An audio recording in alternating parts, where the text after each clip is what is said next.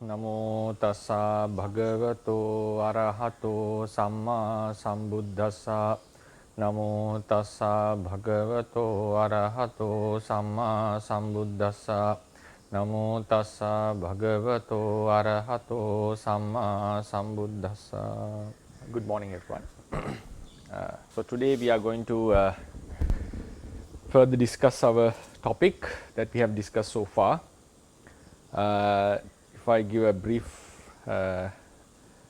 reminder, like we so far have discussed about the ultimacy and the basic characteristics of what is the ultimacy advocated or mentioned in the Theravada tradition. Then we came into a topic called Paramatthadhammas and discussed its characteristics. Then we started to briefly explain what are the Paramatthadhammas mentioned in the Theravada tradition. What are these realities? So we found chittas, chetasikas, rupas and few other realities as mentioned in books. Then we gave some explanations on basically on chetasikas. Each chetasika we explained in brief. And then we came into combine what sort of chittas they associate. Then we last week we briefly discussed about the akusala chittas and kusala chittas and also about the kama sobhana chittas. The kama avachara group we could finish discussing. Today we are heading to towards rupa avachara, arupa avachara and lokuttara chittas, which are the spiritually developed grown up chittas according to the tradition. Then next week we will move to rupa, the matter in brief, and then we go into explain about the other ultimate natures like such as unarisen realities, anupanna realities, upadino and so forth, and cover the entire topic of ultimacy. Now if you remember, if you have the handout of the ultimate list of ultimate realities, we have so far discussed till the page number 4 till the page number 4 page number 4, number 8 is the last kama avachara chitta. Then we have 15 rupa avachara chittas are threefold as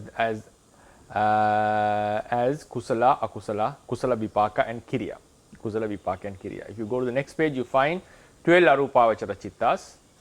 Then at the end of that page 8 lokuttara chittas. So we have 15, 12 and 8. These are the spiritual attainments mentioned in the Buddhist teachings. Buddhism always mentions about the practice, what we have studied, we have to practice and bring it into our lives. So in this practice, the Buddhist practice, the culmination is found in few areas, like we have a culmination in the concentration and also we have a culmination or the highest goal in wisdom. So normally we say the Buddhist training is threefold as sila,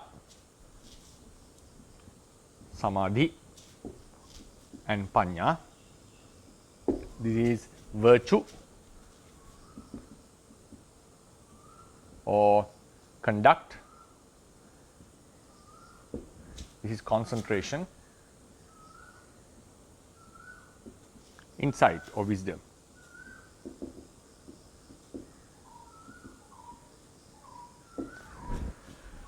So when we come into the sila, the highest or foremost sila is mentioned as ordaining and practicing as a monk, because we have lots of number of silas to live our conduct. To live our conduct, like to make our conduct. Then we have samadhi, the concentration. We focus on a certain object and doesn't let the mind to get distracted. The insight or the wisdom is the understanding about the life and the world. So in these, normally we discuss about the samadhi, the culmination.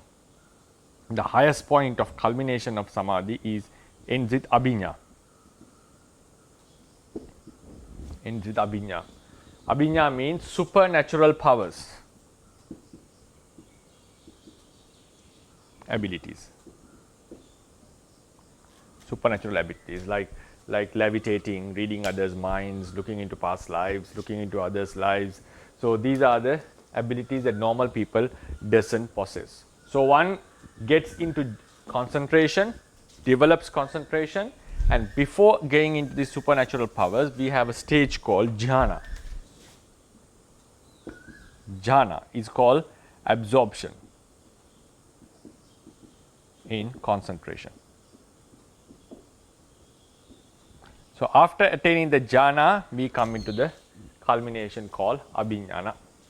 So this is how the concentration is explained. Then when we come to insight, we have a stage called vipassana.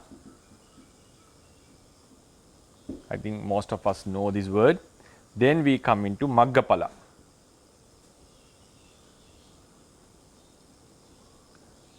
Supramundane, path and fruition.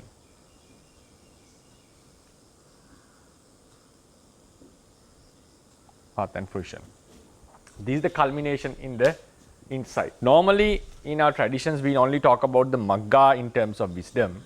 Pala also we can insert. So just put it there. So in the path of wisdom, when we develop our insight, we come into a stage called Vipassana Meditation.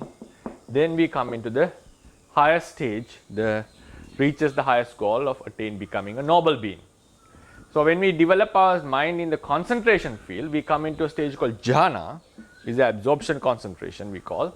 Then by developing or mastering over this concentration, you come into a very special type of abilities which are called abhiññāna, by which we may be able to do, people may be able to do things that normal ordinary people are unable.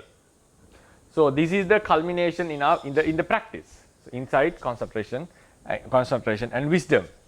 So now what we are discussing today in this practice, so normally the practice is done by kama avachara chittas. If you go into the handout of chittas, in the first page we have discussed chitta is fourfold based on the sphere.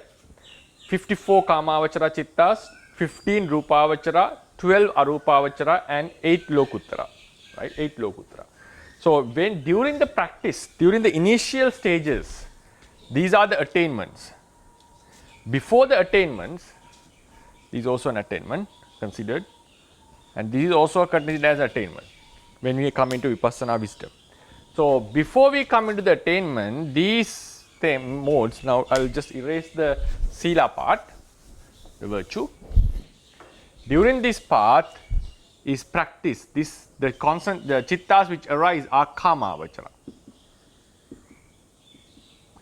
It means they are not the akusala chittas, not the unwholesome minds, but the wholesome minds belonging to the sensual sphere. But we have already discussed last week. At the end of lecture, we discussed about 24 chittas, like this is what we discussed last time. 12 akusala, 18 ahetuka, 12 were unwholesome, 18 were rootless, like eye consciousness and so forth. 24 was divided into 3 groups: kusala, vipaka, resultant, and functional. Wholesome, functional, and resultant. Wholesome, resultant, and functional. So normally when someone practices, what he get is these kusala chittas, 8 kusala chittas out of the 24. And they still belong to the kamavachara realm. They are not very, we don't normally call them high attainments. So while someone practices, he gets the kamavachara chittas. Then with the attainments, when we come into this jhana, we have either rupavachara chitta or arupavachara chittas.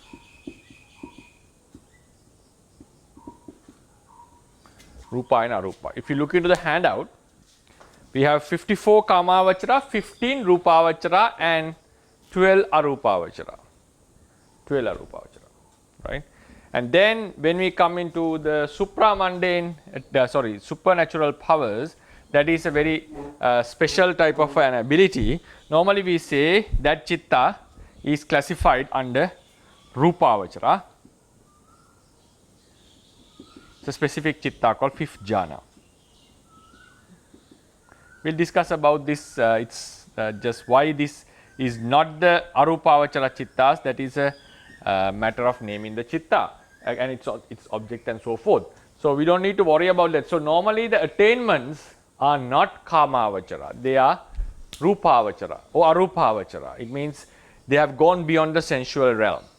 So the mind transcends the sensual realm. So that's what we want to keep in mind. So in the process of concentration, one attains these absorptions in concentration. You transcend the kamavachara realm, sensual realm, and comes into a higher mind state in terms of the practice. So then when we come into the insight path, the wisdom, the same thing happens. During the initial stages, we get the kamavachara chittas. And also from Vipassana, though Vipassana is considered as an attainment, a sort of wisdom, from Vipassana and further we go into the higher stages, still we have the kamavachara chittas.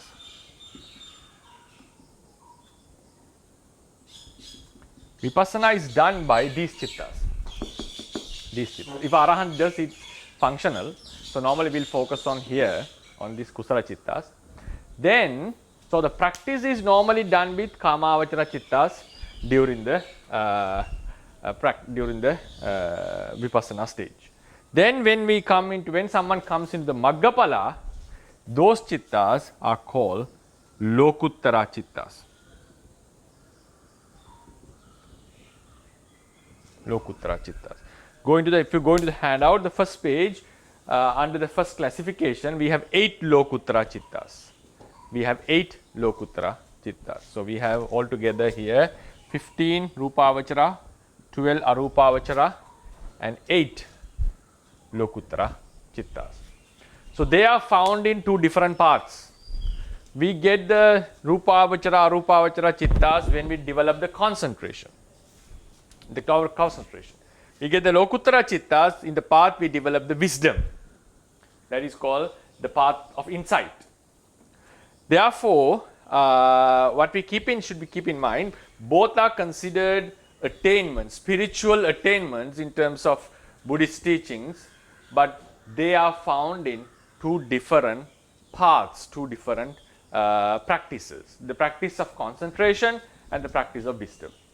Aren't they mutually supporting each other? They do.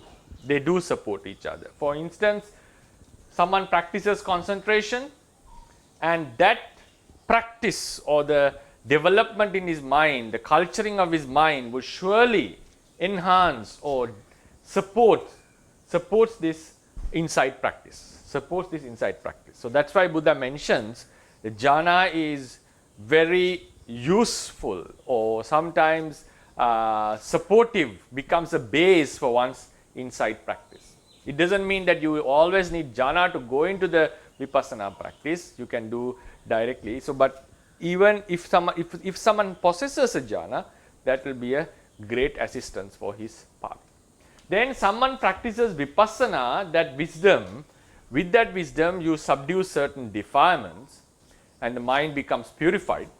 That purification ability or the wisdom is greatly supportive when he practices the concentration. So they are supporting mutually, they have a mutual support in terms of the practice, but what we have to keep in mind is they are 2 different paths. So normally we call this samatha and this as Vipassana, the practice. But we have to keep in mind, Panya is wisdom is not only associated with Vipassana, it is its scale, its range is so wide. But normally when we come into the spiritual practice, we confine it into Vipassana. So because when Venerable Buddhaghosa started his Visuddhi Magga, he mentioned the scope of Panya, the scope of wisdom is so vast that if we keep going to explain all the verities, all the possibilities of wisdom, the book would go away or go astray from the intended goal. So therefore, normally in our discussions we talk about Vipassana practice in terms of this lecture, but we have to keep in mind Panya's scope is not only confined to the Vipassana, it can be found in the mundane activities as well, very much found.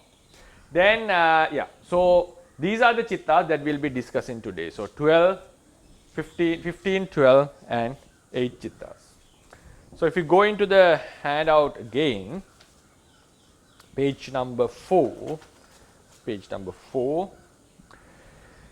we have 15 Rupavachara chittas, which are threefold as Kusala, Vipaka and Kiriya. Kusala, Vipaka and Kiriya.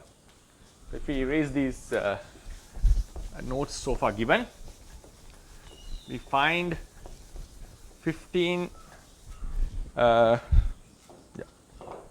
take few minutes, few seconds to erase, I think.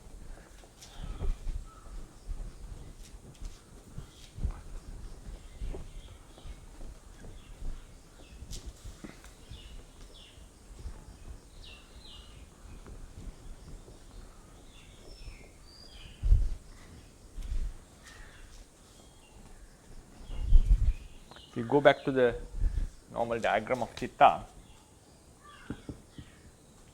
we have Kama Avachara, 54. Then we have Rupa Avachara, 15. We have Arupa Avachara, 12. We have Lokuttara, 8. So here this Kama Avachara was divided again into Akusala, unwholesome, 12.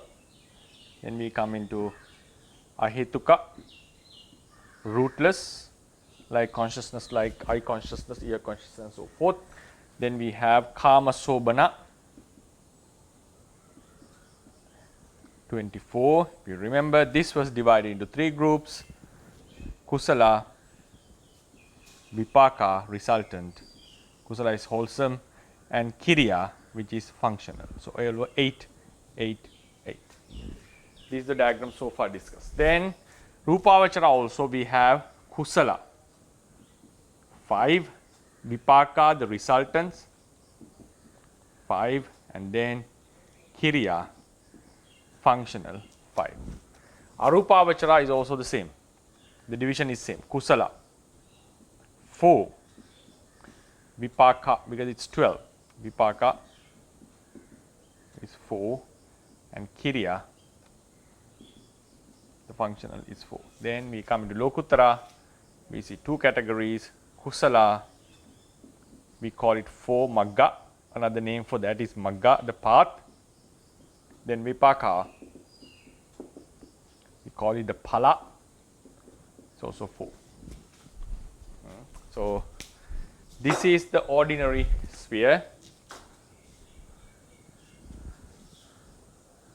This is the spiritual sphere. The ordinary sphere is also have some spiritual involvement when we practice for the spiritual attainments, but mostly they are found in the mundane activities. Then these jittas are spiritual attainments according to the tradition. So there are very specific chittas. So someone practices samatha concentration, like practices the tranquility meditation. So if he is able to lead his practice properly according to the teachings, he would be able to come into any of these attainments. So a Putujana normal person practices, he would come into any of these 5 kusala jhanas. Then someone possessing a kusala jhana, possessing, not losing it, not losing it means he being a person who is capable in attaining the jhana when he likes. With that ability, if someone with that ability dies, normally he is born in the Brahma realm, which is a life higher than the normal deities, devas. So when he is born there, he gets the resultants as a result of this practice. So he will be born with one of these chittas, vipaka chittas, the consciousness which arises as the rebirth consciousness in those Brahma realms. And also performing the bhavanga and chutti functions also. A normal arahant attaining this same spiritual attainment would get the kiriya chittas. So these are the normal ordinary putujana beings and the lower nobles, lower sotapanna, sakadagami and anagamis, attaining these jhanas, they would get the kusala chittas. Arahant would attain, they would get kiriya chittas. Non-arahant, having gained this jhana, if he is born in the Brahma realm, he would get vipaka chittas. So this is how we normally explain it. Then there is in the path of concentration, samatha meditation, after coming into this jhana, rupavachara jhana, which is associated with a rupa. Rupa means matter normally. Someone understands that this would bring a life in the Brahma realm, but still those Brahmas, those special deities would possess certain material, like they will have a certain kind of a body, which is also a suffering. So what they desire is to get rid of that suffering of the body, the handling of the body. So they develop another type of a concentration, and then they comes into a higher jhana, which is called arupavachara jhanas. It is more higher and more blissful than this concentration. So in that process, they would attain a certain consciousness, which is called kusala chittas, by certain like the putujanas, and if a lower noble practices. If arahant does the same practice, he would attain the kiriya chittas. These are the culminations of the practice. You practice and you hit on the final spot. So there, at that moment, you get these types of chittas. Then if someone dies having these chittas, possessing any of these chittas, if someone dies, he is born in the arupavachara realm, a Brahma realm without the form, So that tribe is in that life, he would get certain vipaka chittas. Then we come into this is the practice done in the samatha meditation. Someone practices Vipassana meditation, sees the truth of the world, sees the truth of the life. After gaining Vipassana, Vipassana wisdoms, if he is able to overcome or cross the Sankarupeka Jnana properly, the last wisdom in Vipassana, he will attain certain paths which would eradicate the defilements inherited within us. This is called Magga. Then as a result, he would get a Palachitta, which is more blissful and which focuses on the Nirvana and which removes all the sufferings or the heats that were remaining because of kilesas. So this is this Magga Chitta eradicates the defilements, completely remove the defilements accordingly. Then as a result, we get a Palachitta, which is a higher bliss, and in which the noble beings are able to abide with for a longer period. So these are the spiritual, all are spiritual attainments. There are three types of vipaka. So after someone gains a jhana, when he is born in the Brahma realm, he would get these kind of chitta. If someone gets arupavachara jhana, he was born in the arupa realm, he would get another this kind of resultant consciousness.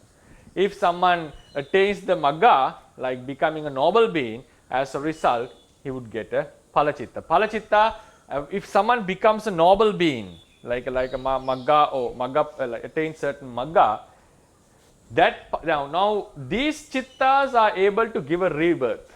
They are born in a certain realm. But this kusala is not going to give a rebirth. It would never give a rebirth. The magga chitta would never give a rebirth. So this palachitta facilitates the noble being to abide with while he is still living. It's not a resultant consciousness in terms of giving a rebirth, because magga is completely against the rebirth. Rebirth is a certain type of one kind of a suffering, one kind of the major aspects of suffering. So the magga chitta terminates the rebirth instead of giving a rebirth. So therefore magga never gives a rebirth. It prevents. Now for instance, Sotapanna would never be born in the woeful realms. So he'll be born only in the good abodes, the blissful abodes. Anagami would never be born in the Kama realm. He would be born as a Brahma. So these, why a Sotapanna is only born in the blissful realm, it's not that this Sotapanna attainment gives that rebirth in the blissful realm, because his Sotapanna attainment removes the possibilities of getting a rebirth in the woeful realm. So eventually he is born in the blissful realm. So there is no other option for karma to give results. It doesn't mean that Maggachitta is giving him a result in the blissful realm. So Anagami has no possibility of being born in the Kama realm. So he is born in the Brahma realm. So what the Magga has done is it has eradicated the possibilities of someone being born in the Kama realm. So he will be only the place he can be born is the Brahma realm. So therefore we have to keep in mind, unlike these two chittas, even they are termed as Kusala Vipaka Kriya and Kusala Vipaka, this Magga Kusala would never ever give a rebirth, causes a rebirth. It prevents the rebirth in certain realms. So it's happening in a negative means in terms of prevention.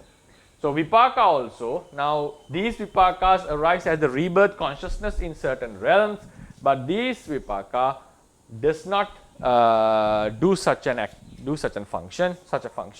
They arise in the practice, and it is for the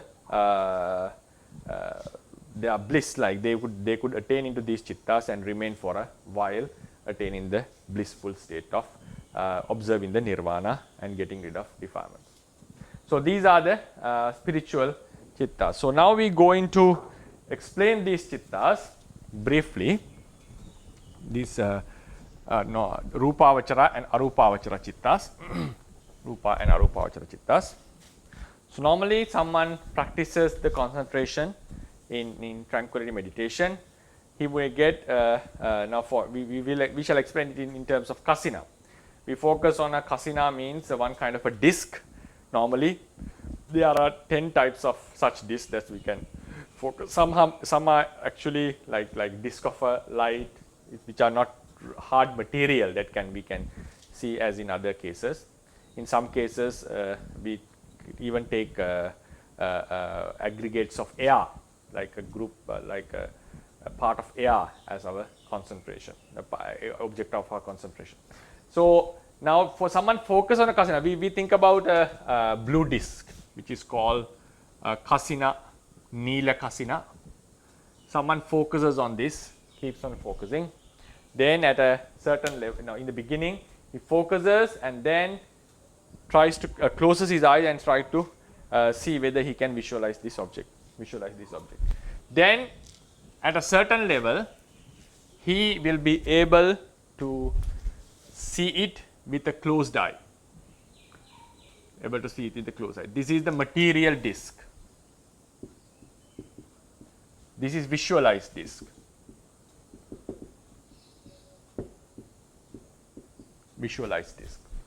The material disc and the visualized disc. Then he still needs to focus, concentrate further, focusing on the disc. After you can visualize the disc, it is not necessary that you sit in front of the disc and focus any further in this material thing. You can just abandon the material disc and someone can just go into his quarters and start meditating without any disc. Then he keeps on focusing on this. There comes the visualized disc become more purified, and we can call it clear visualized.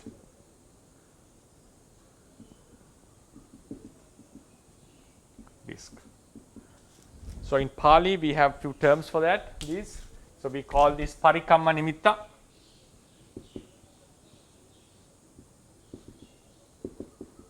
Visualized disc, material disc.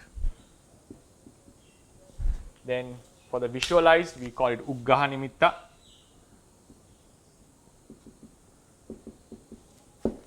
Clear disc is Patibhaga Nimitta.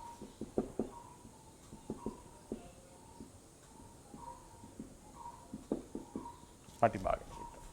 So one just focuses on with his mind, with his normal Kamavachara Kusala consciousness, he focuses on this, and then at a certain level he attains to this, his mind is able to see the visualize this.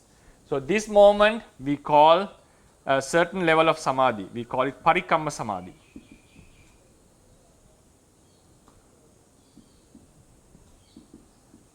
Preliminary concentration.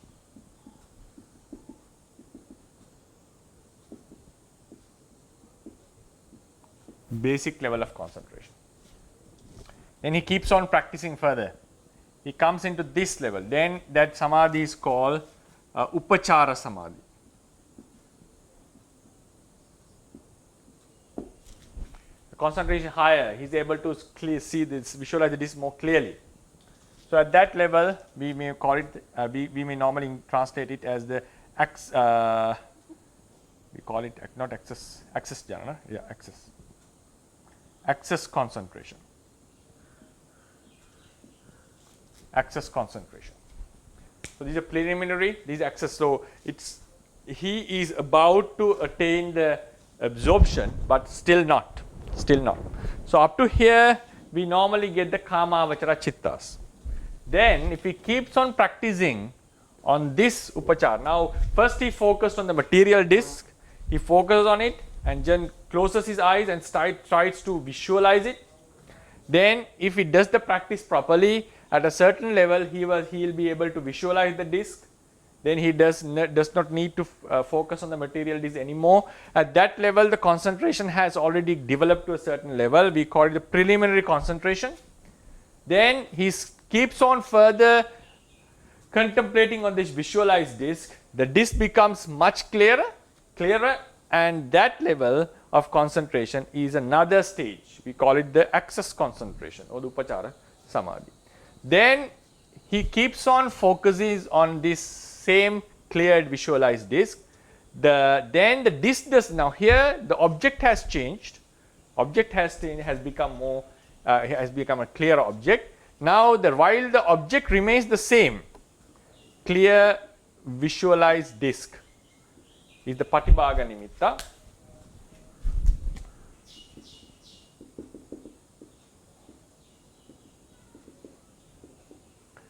The concentration develops.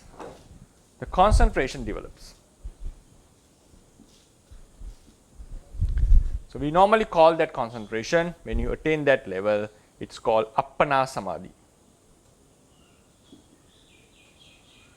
Appana Samadhi means absorption concentration.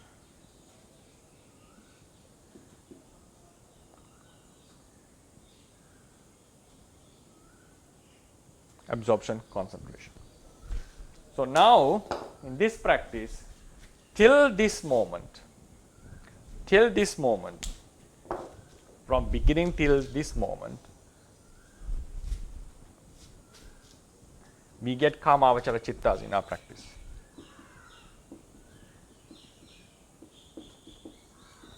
So when we hit here, we get the Rupavachara Chittas. You get the Rupavachara Chittas. So that Rupavachara Chitta is what has been mentioned. So if you go to the page number 4, that Chitta which has more absorbed in the object, which has a fixed object and which is very concentrated on a particular object, has the characteristics. So what are these characteristics? If you go to page number 4, we find Vitakka, the first Chitta, 5 Rupavachara Kusala Chittas. It has Vitakka, Vichara, Piti, Sukha, Ekagata, Sahita, Patama Jhana Kusala Chitta. What does it mean? It has 5 basic main characteristics, main mental factors. We have already discussed about these factors. Piti is the initial application to the mind. Vitakka is the initial application to the mind. Then Vichara, sustained application. Piti, the zest. Sukha, it's a Vedana. It's a blissful feeling. Ekagata, the concentration, the well one-pointedness. So these chittas, this first attainment of this is associated with these 5 mental factors, which are attainments in the spirituality, in Buddhist teachings. Then what happens? The yogi, having attained the first jhana, we call it the first jhana, he further thinks, among these 5 mental factors which are found in the absorption concentration, vitakka seems to be a bit gross in terms of the spiritual bliss or spiritual purity of the mind.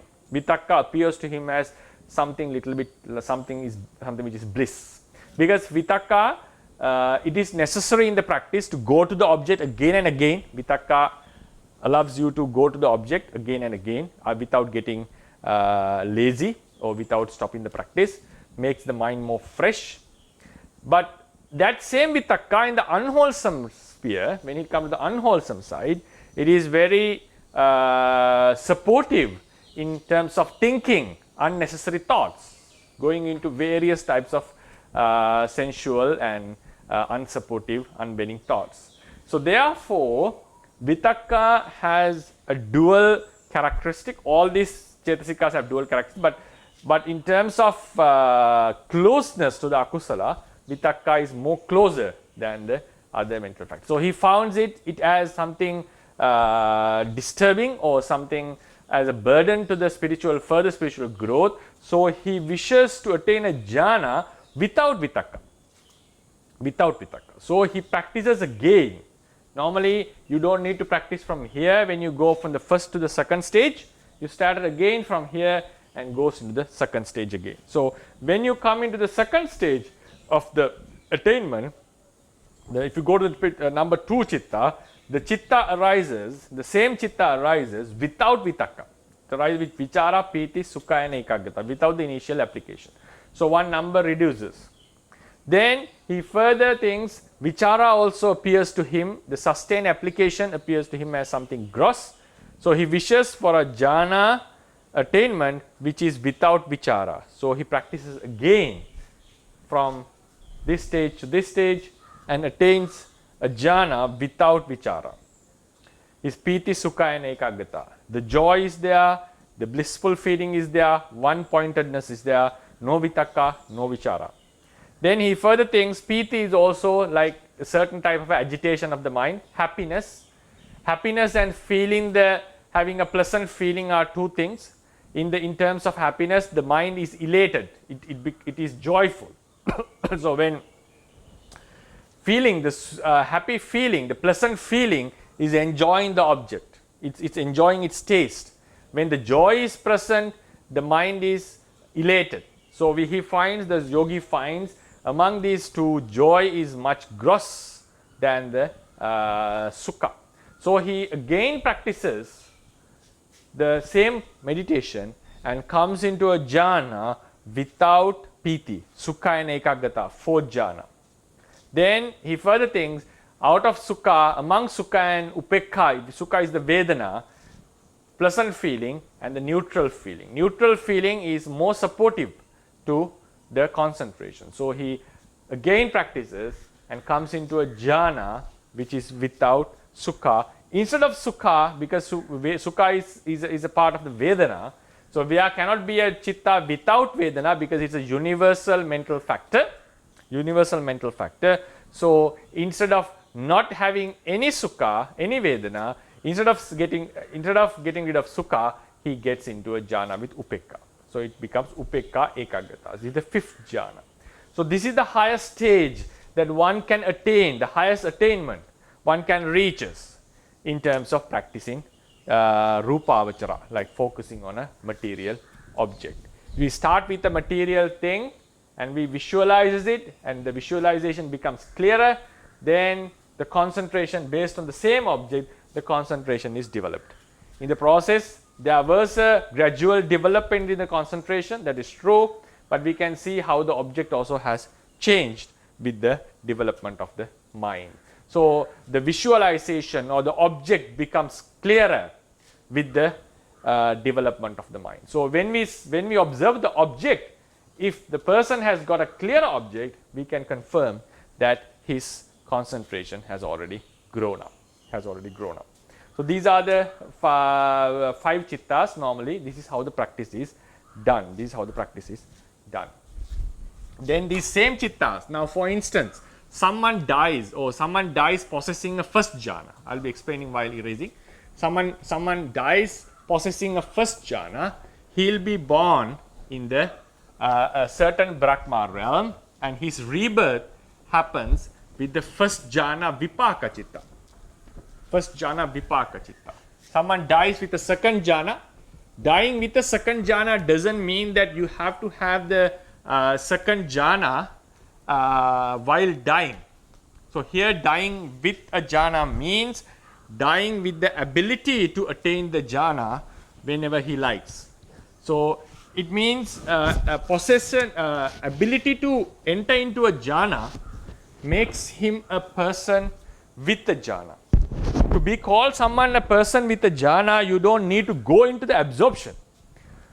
A person who has a jhana may do some other activities.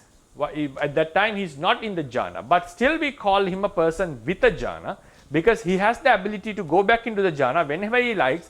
He doesn't need to start from the beginning like the ordinary yogis. So if someone, how does someone loses this ability? Someone loses this ability to go into the jhana when he gets gross, powerful defilements in his mind.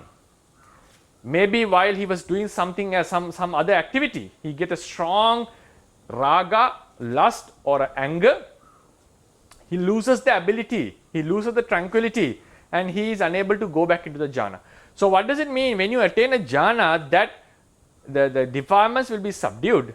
That subdivision or suppression remains as long as you don't lose the ability to attain the jhana. As long as the defilement arises because of whatever reason, till that he possesses the ability to go into the jhana. So that's what means as a person with a jhana. A person with the first jhana dies, he gets the result as the second row, second group, 5 rupa achara vipaka chitta. They are corresponding. First jhana kusala chitta gets a similar first jhana vipaka chitta. Second jhana kusala chitta delivers a similar second jhana kusala vipaka chitta. Third jhana kusala chitta gives results as a third jhana vipaka chitta. Identical. Fourth jhana kusala chitta results in fourth jhana vipaka chitta. Fifth jhana kusala chitta results in the fifth jhana vipaka chitta. Then if the same practice was done by an arahant, instead of getting kusala, he would get kiriya, the same chittas. So that's why we have 3 types of chittas. So then another useful information for many, I would think. Now we have 5 jhana factors. We have 5 jhana factors. Vitakka, vichara, piti, sukha, and ekaggata. 5 factors. So this is the initial application. Initial application, though it appears a bit grosser when he wants to go into the second jhana, but from 0 to the first jhana, this is very useful. All these factors are utterly useful. But when you go into go into further into higher stages, even those useful factors may appear as disturbances. So it means for the initial practice from 0 to the first jhana, they were the real supporters that had to be developed, and they were destroying or suppressing the opposing defilements. But when he comes to a certain stage and wants to further his spiritual progress, some of these factors may appear as disturbing. Only the ekaggata would not be a disturbing factor. All the others would become disturbing when you go from first to second, second to third, and so forth. So then in the initial practice, when someone now attaining jhana means getting rid of the 5 defilements, 5 hindrances, 5 types of hindrances. So when someone has the vitakka, the 5 hindrances are kama, chanda, the sensual desire, vyapada, the anger or disliking in the practice. Then we have laziness, tina midda, and restlessness and the remorse, uddhacha kukkucha, and vichikiccha is the skeptical doubt. So vitakka, out of these 5, vitakka is against tina midda, laziness. Tina midda. Because the initial application takes our mind again and again to the object, so our mind loses this retarded nature. It becomes active. Vichara, since it observes the object closely, the person gets rid of vichikiccha. Vichikiccha here doesn't mean the doubts regarding the Buddhist aspect, Buddhist teachings. This vichikiccha is basically regarding the doubt one has about his own practice. Even a non-Buddhist, when he is practicing jhanas, if he has a doubt about his practice, or the doubt about the technique, doubt about the object, maybe about the teacher who gave the instructions, these doubts, and also about himself, whether I am able to practice or not, be able to attain or not, these doubts would get clarified when he observed the object closely. This vichikiccha is not related to the Buddhist teachings here.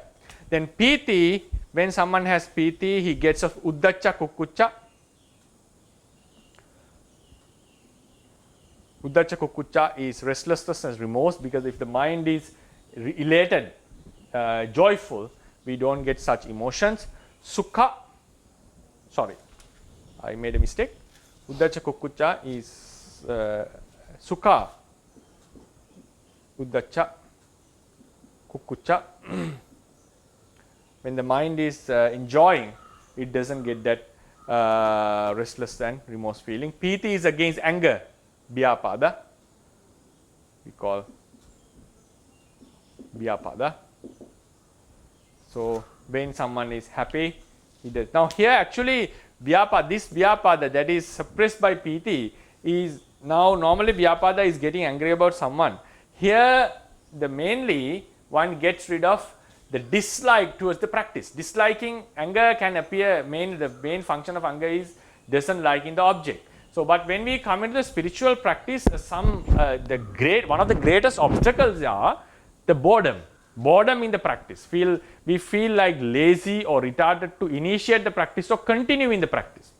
So this vyapada, which is called arati, disliking the practice, would surely bring someone away from the attainment. So only when one is enjoying the practice, the piti is present, he will be able to get rid of this boredom. So that's why piti is utterly necessary in our practice to attain higher spiritual progress. And even in the bojjhangas, we find the piti sambojjhanga, which is a highly necessary factor. Then when we get the ekaggata, one concentratedness, we get rid of kamachanda. We mean they get rid of, it's not supportive, get rid of the defilements. Kamachanda, normally we would say the sensual desire.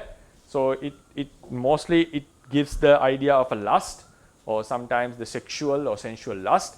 Here what do we mean is the ekaggata, kamachanda means the liking towards whatever object. Kamachanda can have various objects as its food. Normally its gross level is the lust, but the person who comes into the practice has in most of the cases has got rid of this lust. But the real disturbing kamachanda that needs to be overcome is the kamachanda to everything, whatever thing.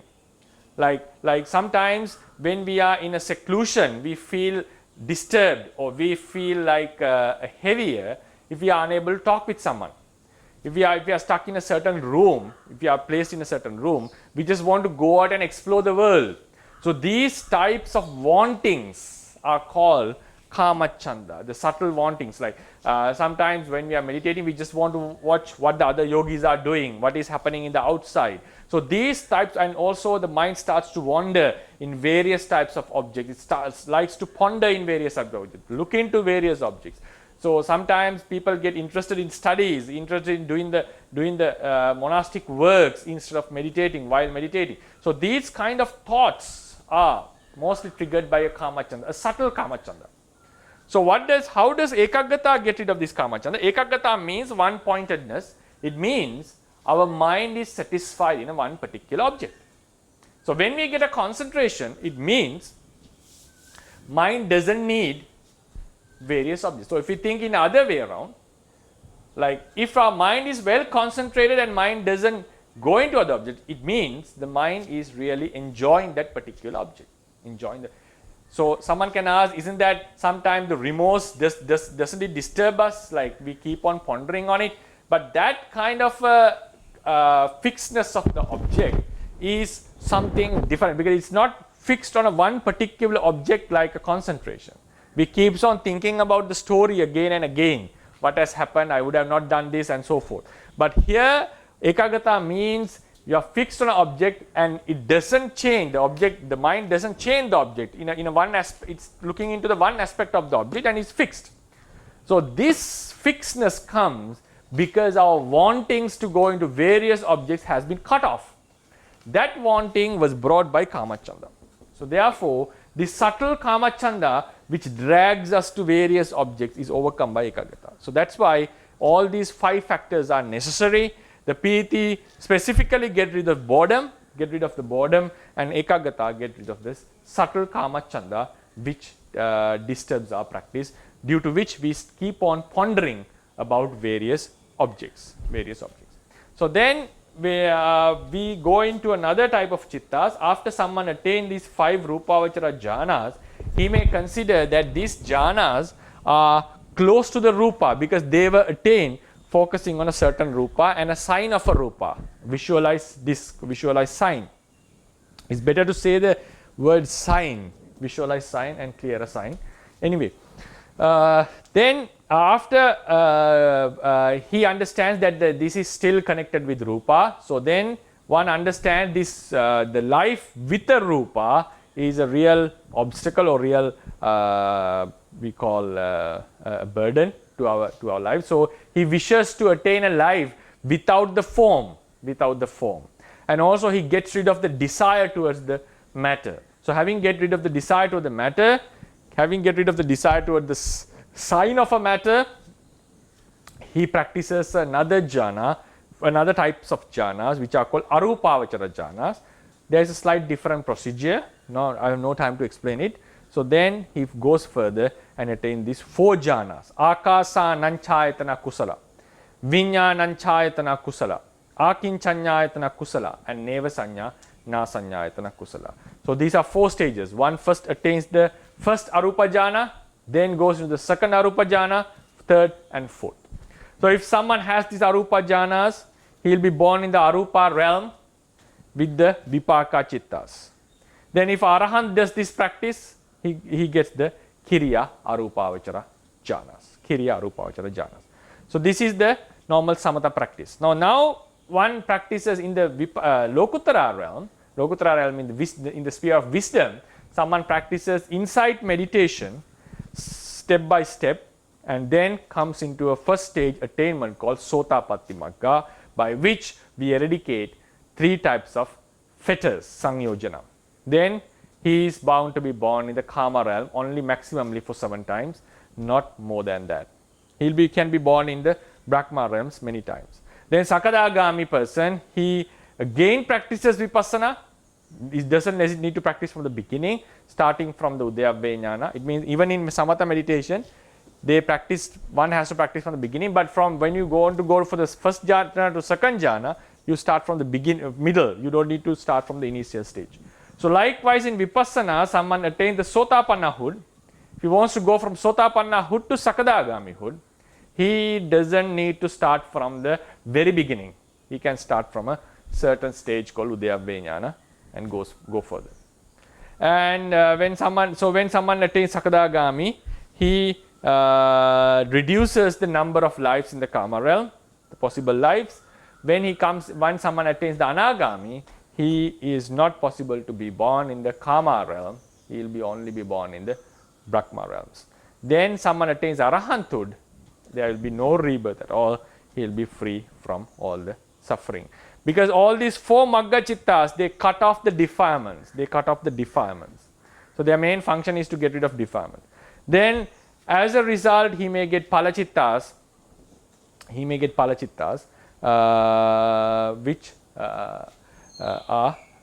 Which facilitates their blissful attainments. They are blissful, like he is able to. Now one attains the Magga Chitta by which he cut off the Kilesas, then the Palachitta occurs. Then again later on, a Sotapanna would practice Vipassana meditation, and instead of going into Sakadagamihud, he would abide with the Pala Chitta, the concentration, the resultant consciousness of the Sotapatti Magga Chitta, the corresponding Pala Chitta. Then he will be able to remain in that concentration for a certain period of time. So it's like if I just give a hint or just a brief explanation how it happens in terms of a diagram. A person who is practicing Vipassana meditation, we do it like few Javana Chittas arises, ordinary Chittas in Vipassana. Then at a certain stage he gets into at the moment of attainment, normally ordinary means Vipassana Chittas arises for 4 times, and then he get the Magga Chitta, by which eradicates the defilements. Defilements are eradicated. Then the Phala Chitta arises for 2 times and fall back into Bhavanga. Bhavanga is a normal Chitta, right? So this is the Phala Chitta. Then this is the attainment. Then later on, a noble being practices, instead of going into the higher Magga, so if this we call the Sotapatti Magga, number one Phala Chitta, he practices again Vipassana, and after the Vipassana concentration, instead of going into higher paths, he may go into Phala Chitta for many times. Similar Phala Chitta would arise many times. So we call it abiding in the Phala Samapatti, right? The number is not determined how much they can stay, right? So this is the function of Phala Chitta. So why this Phala Chitta, he was able to abide with this Phala Chitta? Because he has attained the Magga. So these are resultants of Magga. Here the resultant doesn't mean that the Phala Chitta would occur naturally to him. This resultant has to be gained with certain practice. So he has to practice, and sometimes the noble beings are unable to go into this Phala Samapatti if their faculties are not very sharp. So they would practice again and come into this attainment. Right. So these are the Phala Chitta. So I think we have given a brief explanation on these Jana Chittas. Only the Arupavachara Chittas were not able to explain in detail. So we have discussed there were 15 Rupavachara Chittas, 12 Arupavachara Chittas, and 8 Lokuttara Chittas. Rupavachara and Arupavachara, these Chittas are threefold, each are threefold as Kusala, Vipaka, and Kiriya, and then Lokuttara Chittas are twofold as Kusala and Vipaka, and their function is likewise. So I'll be concluding the lectures on Chitta from today. Next week I'll be talking briefly about the Rupa, what is the matter explained in the Theravada tradition, and then go into the other topics of the ultimacy. Yeah. So this will be the lecture for today, and I give the opportunity to ask few questions. Thank you, Bhante. Sadhu. Yes, so hi everyone. So if you have any questions, you can raise your hand or you can put your question in the chat box. Hi Bhante. Like last week we still have a question. So could you please answer the question, Bhante? I think the question is about memory. Okay. About the how the memory remains. Right? Yeah. And also there was another question raised by Mr. Ananda about the subjective and objectivity of the flavor that also need to be explained. So the memory question is a very broader topic actually. So what we can do is we can just mention some of the factors that facilitates the memory and how it functions. But it would take a long. It's a completely separate long topic. How it performs. It's not a simple. According to us, our understanding, it's not a simple answer saying this is the memory. Especially our Bhante Devananda did his MA thesis on this topic about how the memory functions in the Theravada tradition, and assisting that thesis, I also got a lot of understanding how the Theravadians have explained about this memory within the doctrine. So normally, when we discuss about the memory, we have few aspects to think about. It's like first is the input, then the output, like it comes out, There are two outputs, recalling and recognition, then retaining. The retaining. So input, recalling, outputs are recalling means we are able to recall something which has happened in the past. That is one type of a memory. Another aspect of memory is when we see a certain object, we recognize it, this is this person. So at that moment, even though there is no such a recalling, now for instance we meet a friend, we don't need to recall his name and so forth, instantly we recognize it. One can call it as a recalling, but we don't need to think who was he and what this is what my relationship with him. For instance, we see our parents, we just recognize this as our parents. So recognition is mostly with the present object that we have encountered, but we are familiar with it. So we call it recognition. Recognition is possible only if there is a memory about someone. So sometimes we may forget someone's name. At that time, we need to recall all the past to bring back his name. So that's why the output was twofold as recalling and recognition. Then input, the putting the information. So when we get the information into our mind, so there are few mental factors, mental things that are necessary. Sanya is a one factor. Sanya is among one factor because the each and every object has its unique, one of a unique feature which enables us to distinguish it from others. So when the consciousness focuses on an object, the sanya becomes sensitive to this uniqueness. So what happens? That sanya causes a certain kind of effect to the mind. We attribute it in the Upanishaya Paccaya, like this sanya becomes sensitive to the object, the uniqueness of the object. It leaves a certain kind of a memory trace within the mind. So that we attribute into the Paccaya. So that we have to discuss with the retaining thing. So the sanya recognizes the object. In the first, recognizing means notes the object we call. And sometimes when the sati is present, sati, the mindfulness, well-focusedness, it's a little bit closer to concentration. Now his mind is freed from defilements. At that time, whatever the object we take remains in our mind strongly. So sati does a great job in taking the object strongly, very well. It holds the object well. And sometimes the panya is present.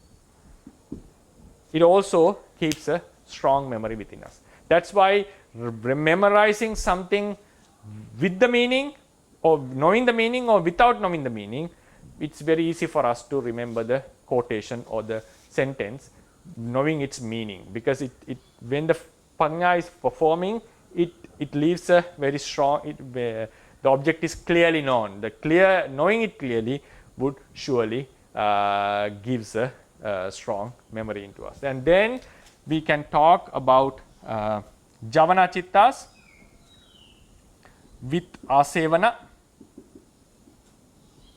Any javana chitta with asevana. Javana chitta asevana means it's not that the pala chitta is excluded. The strong chittas we can just call javana chittas. Javana chittas which have a powerful cognition would most of the cases in javana chittas also facilitates this taking, this knowing. So these are the normally factors that facilitates our strong clearance in the knowing. So when we recalling happens with all the atita rammanika chittas.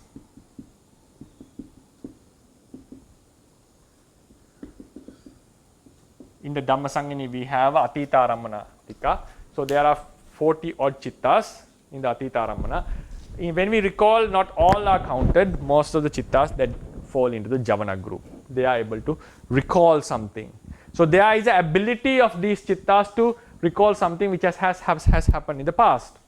And these chittas, these mental states, when they take the object, their Upanishaya, the Pakatu Upanishaya, keeps a certain kind of effect is kept in the mind that facilitates later chittas to recall it back. Then the recognition happens only with sanya. Recognition happens only with sanya. So now the sanya noted, sanya is able to recognize. But it's not that recalling has no, normally sanya doesn't play a huge role in the recalling. Sanya plays the role in recognition only normally. It is true that the sanya is found in all these chittas, but the collective function of mentalities is what is found, and also their ability to recall, which is a fundamental attribute of the chitta, is what facilitates in the recalling. Recognition happens because sanya, the ability of sanya is to note, and then what happens again, the same object is now the chitta focuses on the object, sanya becomes sensitive to its uniqueness. Chitta focuses on object, sanya become uniqueness, vedana flavor, become sensitive to the flavor, right. So this unique sanya focuses or becomes sensitive to this uniqueness. So what happens? It leaves a certain kind of imprint in our mind stream. We call it, we attribute it to the Upanishaya Paccaya force. Then what happens? This sanya, again another sanya at a later stage, focuses on a similar object. What happens? This sanya becomes familiar. Why that familiarity comes? Because of this previous sanya has recognized, has noted this uniqueness. So what happens is the mind feels sort of a familiarity. In the second, when the second sanya arises, like chitta and sanya arises, the object and the uniqueness. So this unique, now the similar unique, not the same, the similar. When the similar uniqueness is felt to this consciousness, to the sanya, we feel like it's familiar. So that's why even in the I consciousness that sanya is still found. So it becomes evident now when we recall and when we recognize this is his name and this is so forth and so forth. That happens with number of VTs. The basic, very basic function is that uniqueness is felt by the sanya, and the second latter stage, that similar uniqueness is felt by the sanya. So we feel sort of a familiarity. If the connection is broken, the Paccaya Sati, that will come later, the Paccaya Sati, the Upanishad force, if it is not very strong, the sanya would not feel that familiarity. So what happens? We have to recall back and find who was this person. I have seen, maybe some sort of a familiarity was there, but not very clear. So that is how the sanya connects with them. So what is the connection? What facilitates this connection? The retaining, which normally the forces are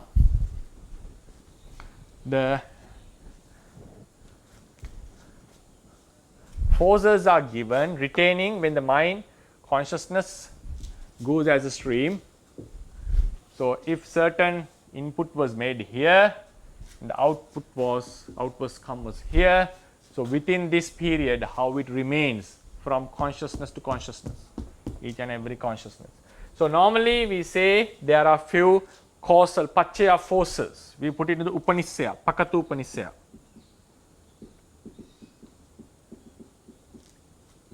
A certain kind of energy or a certain kind of a force remains within our mind stream, which interrupts or which not interrupts, it's which affects the mind stream. So a similar, when a certain object was taken strongly, that Paccaya force remains within our mind. When the necessity conditions come, this Paccaya force causes the mind. Sometimes it gets activated and suddenly we start to remember something. Or a similar object comes to us. This Paccaya force facilitates, it activates at that time. So what happens? Our mind becomes familiar to the object. So likewise, these recognition normally happens with that. Most of these cases, these Paccaya forces, the recognition Paccaya force, the Paccaya force which recognizes is forgotten from life to life in the human realm normally. But in some cases, rare cases, the recognition could happen. That's why some people recall about their past lives and also able to tell this. So then why this connection was made, this Paccaya force was able to call into this. It is not that the memory was stored in somewhere. It's not that the memory was stored there. So there was because it was taken, the object was strongly taken, a certain kind of a Paccaya force remained, and this causes that the new mind to take a similar object. So when we recall something, it's not that the object was retained in the mind stream. A certain kind of a force, certain kind of habitual like a Paccaya force causes the mind, affects the mind. So the mind is able to take that object. That mind becomes connected with that object. It's not that the object was stuck here and it came into the mind. It's not what happens here. A force remains and causes the mind. So the mind becomes connected with such an object. Mind goes to such an object. That is what is happening according to the Buddhist teaching. It's not that the information was retaining within our mind stream. Only certain Paccaya forces, such forces means, the abilities to affect the mind remains in our mind. Why they were implanted? Because of these minds, these mental states, which has the ability to leave such a trace. So that force causes the mind, then the mind takes that similar object at that moment. It's not that the mind is digging the object from the mind stream and knowing it. So that's the difference in some explanations about memory from Theravada perspective to some other modern schools. So then, why this Pakatupanisya force could affect some latter mind consciousness after this? The reason is, even though there is one mind moment at a time, each and every mind moment is connected with the previous consciousness. There is a connection. The force, the mind is connected with its momentum, something like. So that is called Anantara Upanisya.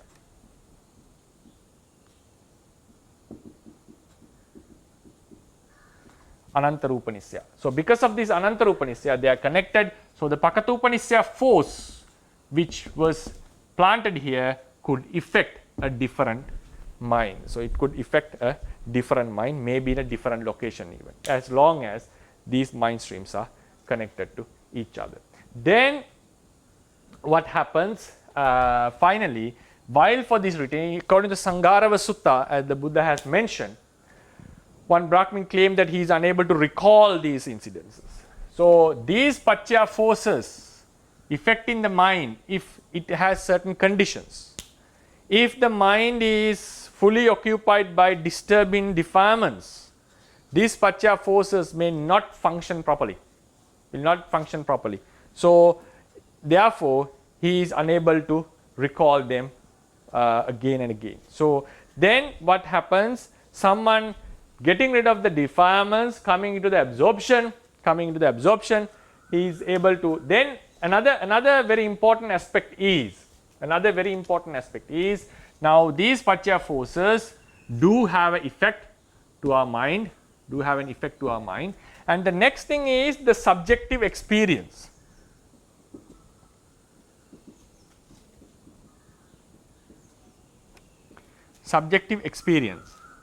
Now this Paccaya force, what it is, it causes the recognition, it facilitates the recognition and also the remembering of certain incidences, But when we want to go into the past, like when we want to recall one by one, it is not necessary, such a Paccaya force is not necessary for us. So this Paccaya force is necessary when we want to recognize, for recognition, and also to remember or recall something suddenly.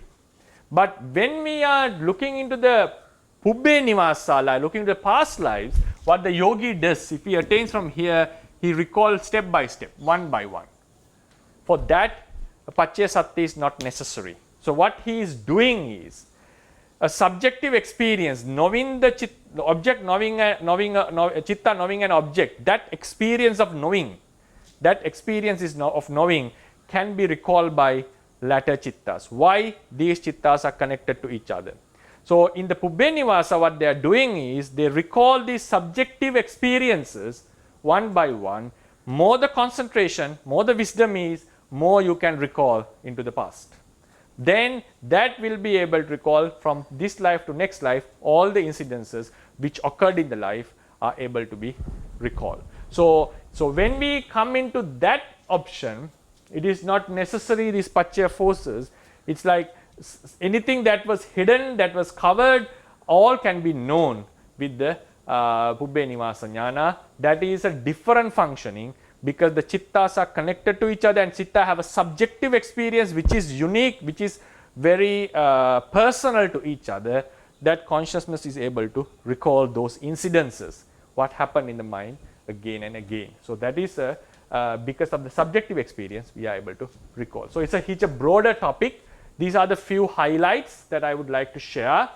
So the sanya to sanya, and also remembering a certain name or coming it up without going back from one incident to another, that happens normally with the paccaya forces, pakatupanisya paccaya. And the recalling is normally ability of the mind to go into the subjective experience that we had in the past. And that all retains in because of these paccaya forces, and keeping a very undistracted mind is also really helpful in this regard. Okay, I have a question related to this lecture today. Okay. So because you said that when a person dies with jhana, he's going to be reborn in a Brahma world, I mean, corresponding Brahma world. Yeah. So what it means is that the person dies with the ability to enter into jhana anytime he wants. It means okay, right? Yeah. Yeah, right. So and then the question is, if he is not able to enter into that jhana, which means the ability is no longer there, then he's not going to be reborn in the Brahma world. So the question is then, when he attained the jhana for the first time in the Appanaviti jhana, then that jhana arose there. Then because he's not going to be reborn in the Brahma world because he loses that ability, then what kind of dhamma is that jhana in the Appana jhana? Because it's no longer Upapacca Vedaniya Kamma anymore. So is it going to become Ahosi Kamma or Aprapriya Vedaniya? It is Ahosi in terms of Janaka Vipaka, and also all other Vipakas, it is considered as Ahosi Kamma. It's already destructed by its ability is removed by the defilement. So it becomes Ahosi Kamma, we call it. So it becomes Ahosi Kamma. Yeah. So and then from my understanding is that so he attained the jhana in the Appanaviti jhana, and then he keep practicing it. That means he keep entering into the jhana samapatti and so on, and he keep the abilities. And then the javana in the samapatti viti is known as the garuka kamma. So the question now is, which javana give the result? Is it the javana in the Appanaviti jhana or the javanas in the samapatti jhana? That give the result. That is not specifically mentioned. It seems like the stronger chitta would give the result. It seems like that, but it is not necessarily. Even the first VT can also be a resultant, but it is not specifically mentioned whether it's the first chitta or the samapatti chittas would give the rebirth. Any chitta could be. It's not specifically mentioned. So even if, for instance, he attains the jhana for the first time and goes into the Paccavekkanas and he suddenly dies and he is unable to attain the Samapatti again, still he'll be born with the Brahma realm with that only one consciousness which arose within him. So those Paramatthadhammas they mention, even someone has not mastered, just immediately attaining that chitta is also able to give a rebirth.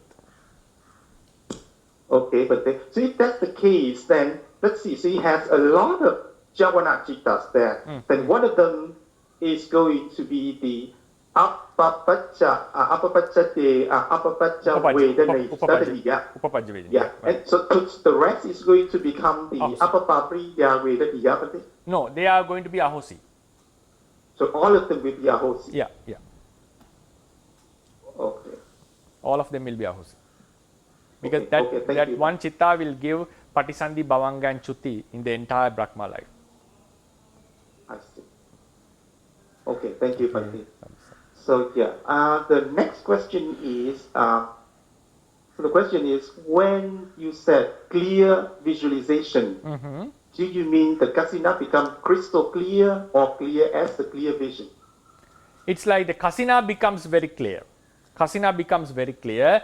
In the normal disc visualization, whatever normally when you make a disc, material disc, there can be some defects in that disc, right? Like we are not able to make it perfectly. So most of these defects can be found in the visualized disc. So when we come to the clear visualization, the idea of a blue disc, we are not the clear visualization is not an identical disc with what we have been focusing. The visualized disc is more closer to what we have originally been focusing, the material disc. So that's why most of the defects that are found in the material disc can be seen in the visualized disc. But when we come to the clear visualization, the idea of a blue disc become more vivid, and then those defects are no more found in the clear visualization. So it's not a visualization of we can say it's a clarity in the vision, but it's better to say the concentration has developed, the idea of the object is more clearer. It's an idea like a Panyat concept. So idea is clearer, so the disc has become more clear. So therefore that we need to go into what is the object of Kasina. Object of Kasina, we say now for instance we make a blue disc. That disc, hard material disc itself is not the object of Kasina Jana actually. It's the idea of a blue disc.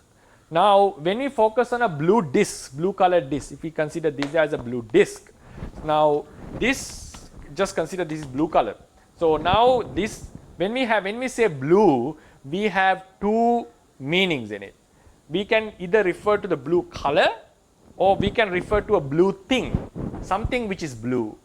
So something which is blue means the blue is predominant in this object. This is an object made out of 4 great elements in which the blue is also predominant, can be found. So the second meaning of blue is we call blue to the entire object together with the 4 great elements and also together with the color. In the first instance, we call just the blue color of the object. The blue color remains in the object. The second aspect, we are taking the entire object as blue, a blue object. So this means a blue thing. If you take it as a disc, a blue disc. So blue disc is a conceptual idea based on the ultimate realities that we found here. So what we are focusing in the Kasina is this idea of a blue disc. Sometimes people may think like you look into something and when you close it, you can see a certain light image in our mind. Like when we close, we look into a light bulb. Then we just close our eyes, we can still see a certain image. This is not the object of Kasina. This is just something which has happened physical, it's a physical effect. Object of Kasina is the idea, the blue disc, the hard disc, the water disc or something. So this idea, it's a conceptual one. So when we keep on reminding this idea of blue, what happens in the beginning, based on the object because obviously we focus on the object or on a certain object to take the idea clearer. So all the defects in that object can be found in that first visualization. So then we keep on looking into that object, observing that object, again clarifying the idea of a blue disc again, blue. Then what happens? The idea of a blue disc become more clearer. So idea of a blue disc, the pure idea of a blue disc doesn't have these defects normally. So that's why it says defects of the nimitta are not found in the clear visualization. So that's how we explain. It's now object, the clear visualized object is not the identical object that we were observing. So, in the end what has happened, our focus has shifted from an ultimate object into a conceptual object. The conceptual object of a blue disc is pure or clear from all the defects. Okay, thank you, Bhante. Sadhu, sadhu, sadhu. Please go ahead, Sayale Punya. Yes, Sally.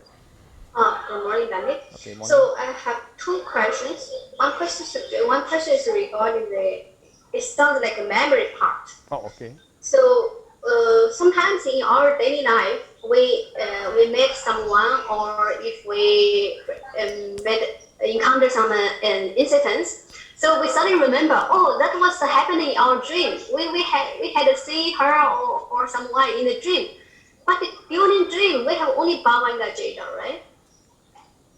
So During only the Bhavanga dream. Jeta function like that. So how can we, in the daily life, we recollect someone, oh, we had met her in our dream? So, dream we normally call the state of Kapininda, the sleep of a monkey. Sleep of a monkey.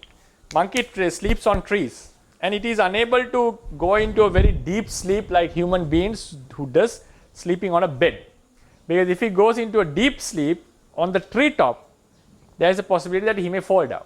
So, normally the monkeys in the forest are not going into a very deep sleep like the humans does while sleeping on a bed. So, they always suddenly, when they go down, like their body starts to fall down, they suddenly wake up, unless he finds a good place to sleep without falling down. So, this is called Kapininda.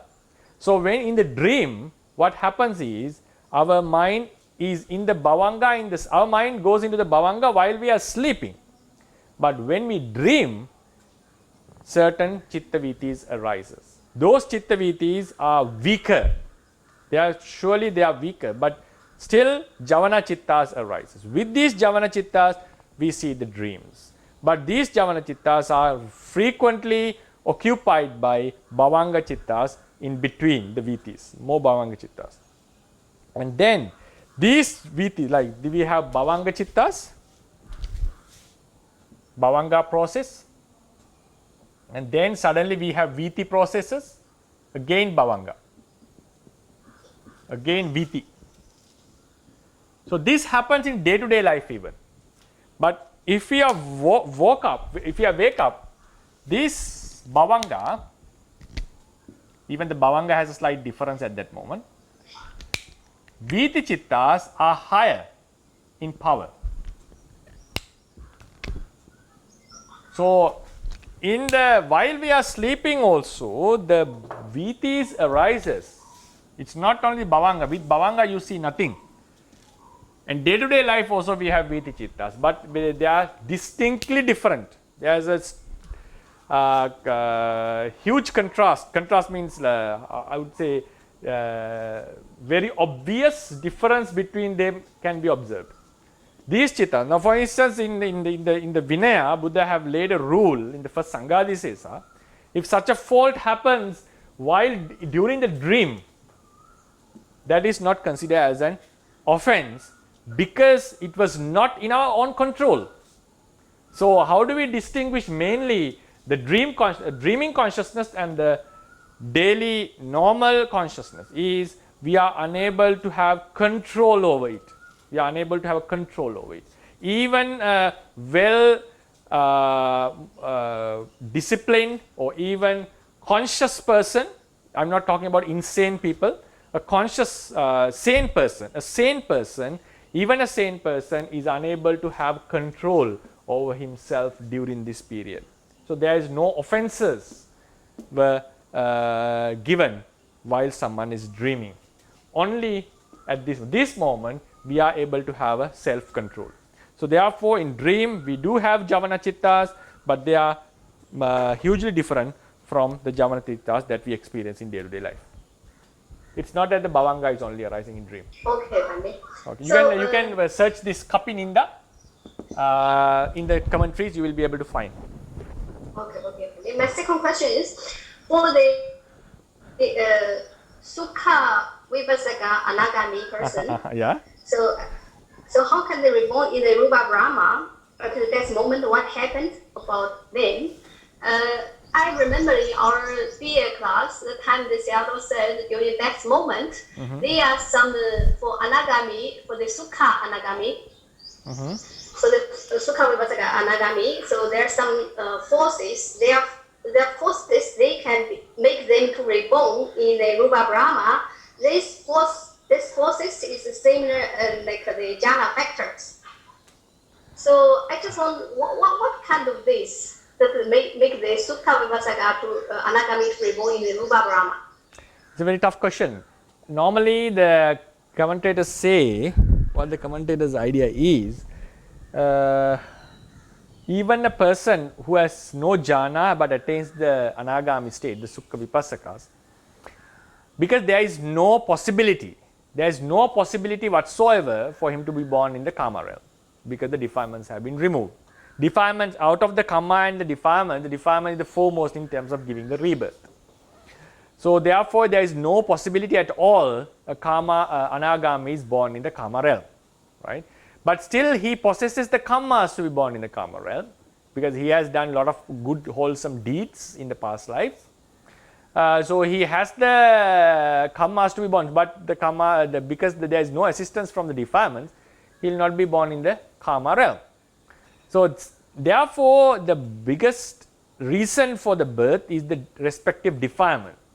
So therefore Anagami is not possible at all according to the Buddhist doctrine to be born in the Kama realm. But then the next problem is, can he get liberated fully? Because there is some subtle defilements left within him, which attracts himself to the Brahma realms. So he may not have a wish to be born in the Brahma realm, but inheritedly he has not got rid of this defilement. So what happens here comes a natural law we call dhammata. We call it dhammata, which is a natural law, because there is no possibility for him to be born in the Kama realm, and there is no possibility that he would get parinirvana, complete cessation, because still there is some defilement. So we come into a huge, I would not call it a dilemma. Now there should be some way for this phenomenon to happen. If he gets attained parinirvana, it means with remaining kilesas, the cessation, the suffering has been ceased. It's a big problem. Then if he is born in the Kama realm, without the defilements, he is born in the irrespective realm. So then you cannot guarantee why some person is not born after attaining parinirvana. So all these problems are there. So what the commentators have suggested that in such scenario, most of the cases, a Sukha Vipassaka Anagami would attain the jhana during his practice, during his life normally. But in case it's not because that he wants to go into the Brahma realm, normally it would happen, and he is more into secluded life because he has given up all the karma desires. So normally, naturally, such a person would go into a higher concentration. That is the natural phenomenon. Mostly can happen, but it's not a must, because there are some arahants also who has not mastered the jhanas. Then the explanation comes in if he dies suddenly without getting into the jhana. Even a sudden death, the example is extreme. Like while he was sleeping, someone comes and cut his head, where there is no opportunity for him to get conscious about it. So even at that moment, as a law of nature, this is the point where the law of nature comes. Law of nature which cannot be violated by any means. Even the Buddha no one can violate it. One chitta would happen after another chitta. If karma was done, result would come into that particular mind stream only. So likewise, the law of nature comes forth because he is unable to attain the parinirvana, he is unable to be born in the Kama realm. So as a law of nature, somehow, some way or another, he would attain the jhana before his death. Then he possesses the jhana and he dies, and he will be born in the Brahma realm. So the law of nature comes into the play, and he would attain the jhana. That is how it has been explained, because it was not just a superstitious explanation. Because if you go into the fundamental teachings of the Buddha, you find that there is two impossibilities in two different extremes. Like if he dies without a jhana, he has to be born in the karma realm, but there is no possibility. Then if he is born, it violates the entire doctrine. One is born in a certain realm without the respective defilement. So then why can't someone be born without the defilements? Arahant can't be born in any sort of realm. So it violates the entire fundamental. Then can't he attain the parinirvana? Then what happens? The person with defilements has completely ceased the suffering. This also, then why it is necessary for us to attain Maggapala, because there is a possibility that we may be also, the suffering may be ceased. So then what happens? There are two extreme violations of the very basic fundamentals.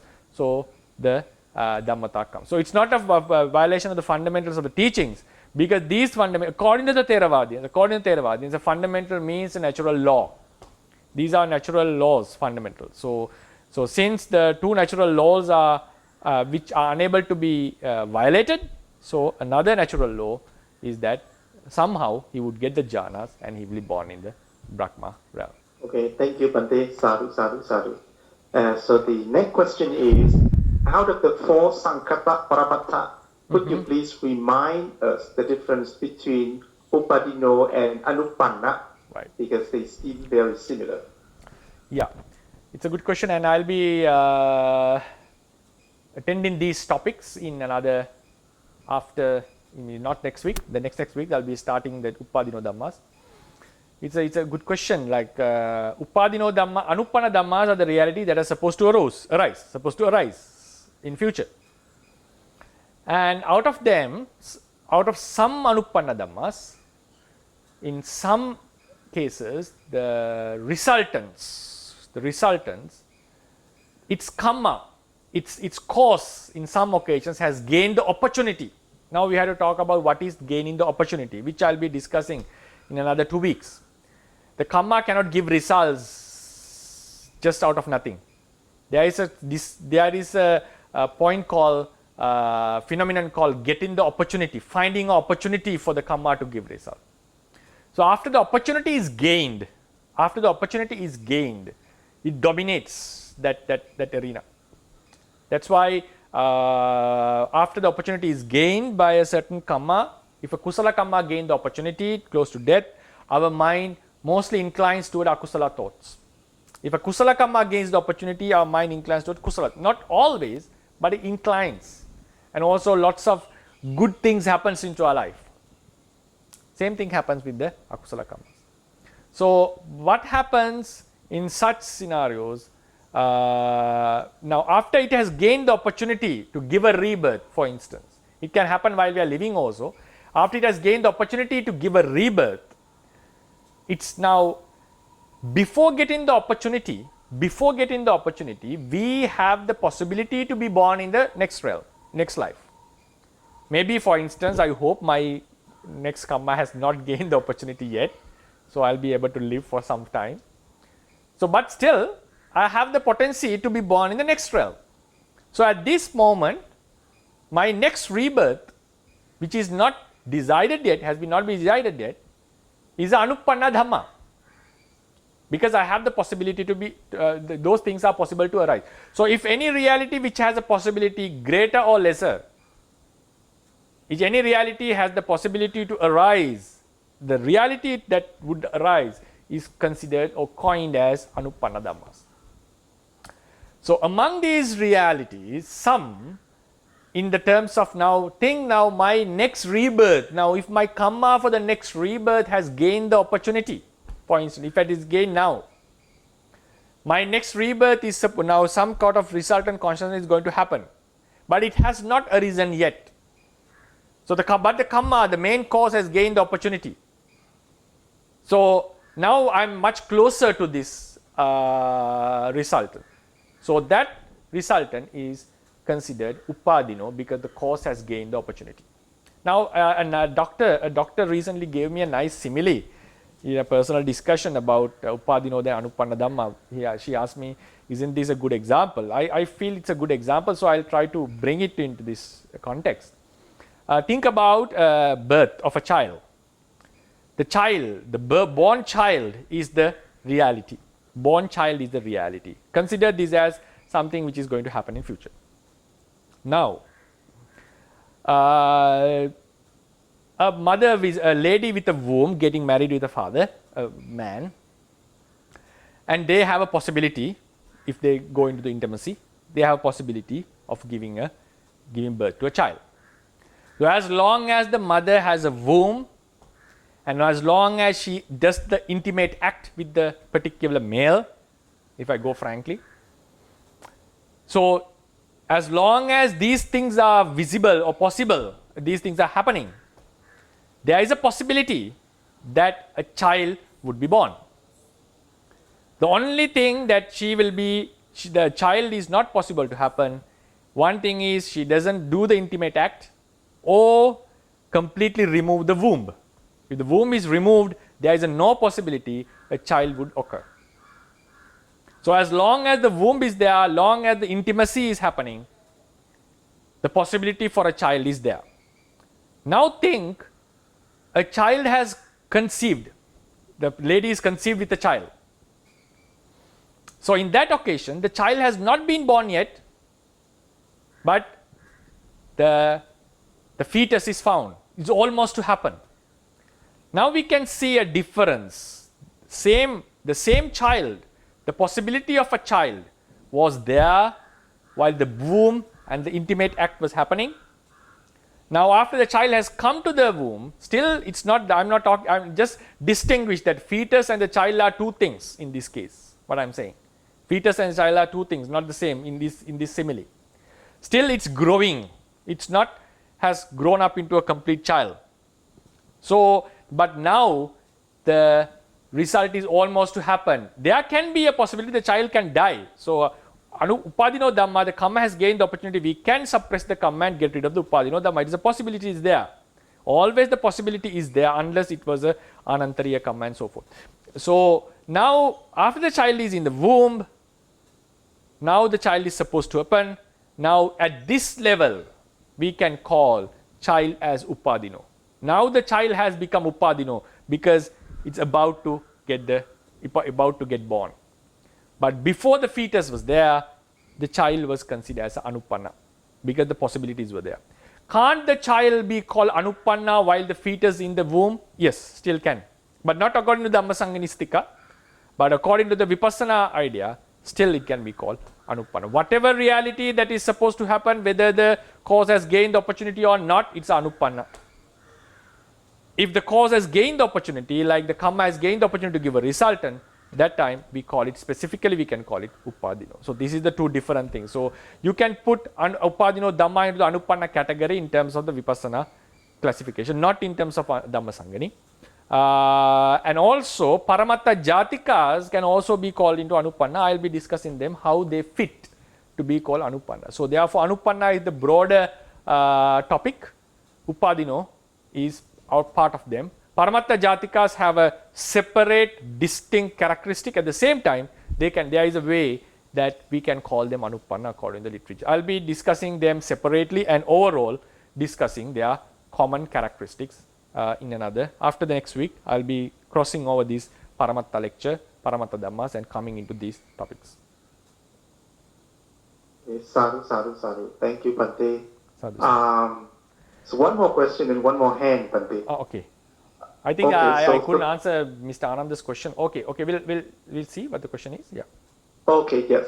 So the one question is, so this related to the memory as well, because when you talked about you explained about the memory, you mentioned the puppe nusati, yeah, right? And then you said that it is the subject experience because the mind connected to each other so it can recall. The question is, how does that work if you remember somebody else's past lives? That's a very good question. When we remember in the lives of lives of others, past life of others, which is a very difficult thing to be done. Normally, according to the commentary explanation, Pubbe Nivasa specifically refers to our own lives. Ability to recall the past life of others can be seen in the Buddhas, according to that. But there are a lot of instances that Savakas have done it. So there is no doubt Savakas can look into the past lives of others. There is no doubt in that, and it's also possible. So then how does he do it? Is it now recalling your own life with Pubbe Nivasa, recalling the past life of another with Pubbe Nivasa, and also recalling inanimate objects past? For instance, what was happening here 1000 years ago, even that is called Pubbe Nivasa. All three are called Pubbe Nivasa. Recalling your own lives, recalling the past life of others, recalling inanimate objects, past of the inanimate objects, all are considered as Pubbe Nivasa. So, but they have different experiences. So, when we recall our own past life, it's like recalling our own subjective experiences. But when we recall other one's lives, there is two differences in it according to Nama and Rupa. If you recall the mind of someone for 7 days, it's still considered as Parachitta Vijanana. If you go beyond the 7 days, it's called Pubbe Nivasa. If you in terms of Rupa, if you are recalling the past Rupas from that moment, what was happening in his body, we normally term it as Pubbe Nivasa. So it is one way of distinguishing thing. But one sub-commentator has mentioned this. Then a question comes, he recalls the entire yesterday of a person, mind and matter both together. How do we call it? So normally we would call it Pubbe Nivasa. Anyway, that is one categorization we find in a sub-commentary. So anyway, we recall the past lives of others, past not only past lives, what was happening in this life in the previous times, both fall into this Pubbe Nivasa categorization. So what happened is, the experience is quite different. It's like now when we look into the other one's mind, we just go into his mind and observes. It's not like observing our own mind, it's just observing someone else's mind. So then based on that, he is able to recall what has happened in others. So therefore, when I say the subjective experience, recalling the subjective experience is only unique to for someone's own Pubbe Nivasa. There's a slight difference in the experiences while he recalls someone else's. The possibility is there, because if you can look into the other's mind, it means you can look into the past of their minds. So it's a possibility is there, but the experience is different experiences would happen, recalling your own experiences and recalling other one's experiences. Okay, thank you so much, Pate. Sadhu, sadhu, sadhu. Please go ahead, Mr. Ananda. Yeah.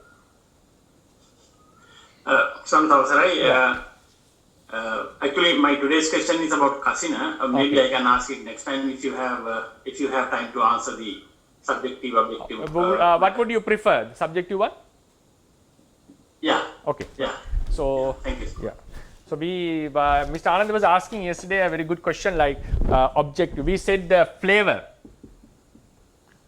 of an object. I mentioned about subjective and objective, objectivity and subjectivity, subjectivity and objectivity. Subjectivity means we see a certain object, it becomes desirous or undesirous based on our own perspective. For instance, the same excrement which is really disgusting to the humans would be something pleasurable to the pigs or to the dogs, and the same food that is really tasty to one nationality, like for example Sri Lankans, would be really difficult to be eaten by a Westerner or a Myanmarese. The food that are really preferred by the Myanmar people may be disliked by some other nationalities. Why is that? Our tongues have been used, our noses are used to certain smells, our tongues are used to certain tasters, and our perceptions, certain kind of, for instance, animals, some people cannot eat certain kind of meat, certain kind of vegetables. So these are subjective influence is greatly there. Objectivity means regardless of our perception, the object itself has an inbuilt quality of goodness and badness, pleasantness and unpleasantness. That is the objectivity. So I mentioned, according to the Buddhist teachings, basically we define the realities on objectivity. Like regardless of the person's perception or the idea, the object is considered as pleasant or unpleasant. So that's why the Buddha mentioned a pleasant object can be seen as unpleasant by Arahant, unpleasant object can be seen as pleasant. So the first phrase itself indicates that the object already has or had a certain inbuilt nature of pleasantness and unpleasantness. So the Theravadians stand upon here, but at the same time the subjectivity is also found. Now if we go into a VT, now for instance, we normally have a few types of VTs, chittas, just to indicate. Then we have javanas. Then we have tadalambana. The subjectivity of the desire comes from here normally. The objectivity, the object is felt in its true nature, like based on its real flavor, right? We can insert here also. Sorry, this one is we'll just leave it apart. This vo and sa, these chittas have a they will fall into one category. It can get complicated if we talk about these chittas. So now here objectivity. Viti is the only reason, because there is no involvement of our thoughts into these chittas, knowing these chittas. But here sometimes the objectivity plays, because that's why most of the peoples do like certain pleasant objects. At the same time there is a subjectivity. That's why a certain object that is desired by a certain being is greatly disliked or pushed away by another being. So therefore when we come to the Javana level, subjectivity can be found. That's why the same Buddha's figure, which was really attractive to most of the beings, not only Buddhists, because of their ideologies, some would dislike him. Same would happen for Jesus Christ, who was considered as a very beautiful, handsome figure. Person who doesn't like his doctrine would try to adverse him. Like originally, naturally, he possessed a beautiful, attractive figure, which is attractive to any being, regardless of his faith. But if the faith comes forth, we would try to feel resentment towards it. So that is our subjective influence is found in the object. So objectivity means the object naturally possesses a certain inbuilt quality. But then what happens, this is what I was mentioning last week, but when we have to go, because Seale personally asked me, once Seale asked me a question and we had a discussion on this. So also, which I was unable to explain in that lecture, because because it came as a normal question, we were going into this level. But here even we have another aspect of subjectivity. Here what I meant by subjectivity is our thoughts, our ideologies, our cultures, how we are affected by our environment, the society, how the thoughts that we have developed, adversities or likings that we have developed towards certain things. So these things are what I call as subjectivity. But there is another type of a subjectivity. For instance, the same object, the same pleasant. Now we consider a cotton cloth. A cotton cloth. So the ultimate classification has come based on the human. That's why I explained that day. How to decide whether an object is objectively good or bad is decided by how the humans react upon it. Whether that classification is perfect or faultless or faultful, that is a different case. That is how the Theravadians explain. Now according to them, Theravadians, a pleasant cotton cloth, if I take this as a cotton cloth, which is not very pleasant to the hand, but anyway, if we consider this as a pleasant one, now this is considered as an object which has a good inbuilt pleasantness, because when I touch it with touch my hand with it, I feel a very pleasant feeling. But that same cloth which had an inbuilt pleasantness was touched on my eye, would give a completely different painful feeling, bring a great painful feeling. So what happens? The same object has brought two different feelings in us. So there is the thing was, now a person who sees a beautiful color, and the same color was seen by a color blind person, how he would feel, what kind of experience that he has. Is it a kusala vipaka or something that we have to consider. Now, in that sense, we have another subjectivity. Subjectivity means based on the conditions of your senses. The condition of your senses also plays a huge role in tasting the flavor. So that's why the same hot water, which was a very pleasant object to our body during the winter, would be a disaster. Like would be really torments our body if we take that same hot water at a noon in a summer. So the hot water hasn't changed. The thing is, based on the outer conditions, our condition of our body, so the conditions of our senses have changed. So the same object which was felt pleasantly would be felt unpleasantly in a different occasion. The same object, based on the nature of the senses, would be felt unpleasantly. So then there is a subjectivity which we cannot deny, that is based on the nature, the material nature of the sensor. The same thing, sometimes I am not able to say whether this is ultimate classification or not. It is an ultimate classification or not. When we are in hunger, any food would taste very pleasant to us, right? So likewise, there is another subjectivity that we have to bring here, that is the nature of our senses. So when we say excrement is liked by a dog but not by the humans, mostly the object itself has a bad quality. So it's liked by a certain being because of his, we call vipallasa, of its nature, the life he is born into. Or maybe someone can say, also someone can bring an argument, plus because of his sensor, the nature of the sensors of the dog or sensor of the pig is slightly different. So he may feel a pleasant smell.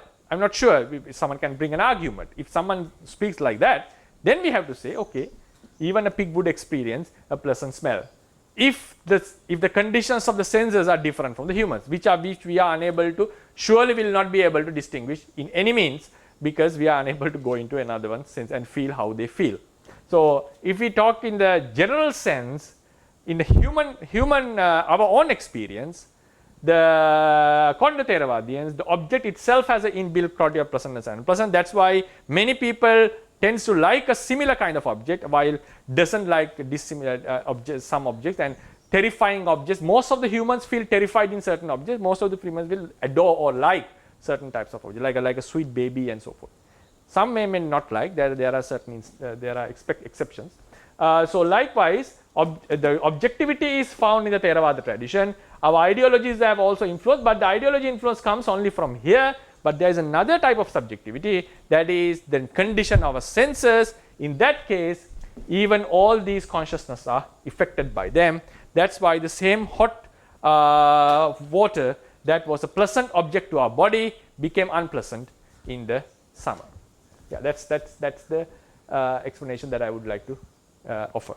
Thank you, Bhante. Okay, Thank you so much. So I think we'll call it a day, because time has already passed. So thank you for joining.